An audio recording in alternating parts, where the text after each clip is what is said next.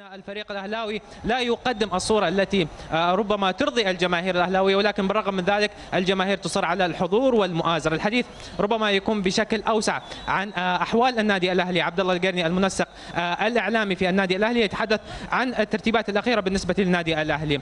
الأهلي في مستويات متذبذبة، تارة يظهر بشكل مميز وتارة أخرى تختفي تلك المستويات. أنتم كأهلاويين كيف أعددتم العدة لهذه المواجهة؟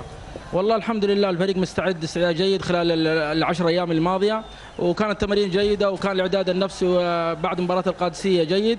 إن شاء الله نتمنى أنه الفريق يستمر على نفس المستوى ويقدم النتيجة لهذا الجمهور الغالي اللي حضر اليوم من وقت مبكر، وإن شاء الله أنهم يسعدونهم بعد المباراة إن شاء الله بنتيجة إيجابية. نتحدث عن لاعب المدافع نيكولا، ربما أعاد نوعا ما على الأقل ثقة في الدفاع الأهلاوي، هو يغيب في هذه المباراة بداعي الحصول على 3 بطاقات صفر. كيف سيكون الترتيب من خلال مدرب الفريق؟ والله التشكيل إن شاء الله بإذن الله حيكون كامل الموسى في قلب الدفاع، وحيكون منصور الحربي ظهير زي ما كان، وحيكون جفين برضه في قلب الدفاع، وابراهيم هزازي يرجع للظهير الايمن. نفس يعني قد لعبوا اللعيبه هذول بوقت كثير جدا مع بعض.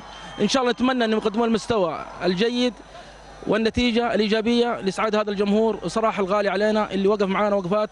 ان شاء الله باذن الله ما يطلع اليوم الا سعيد من الملعب. شكرا لك سلام. عفوا. شكرا لعبد الله القرني.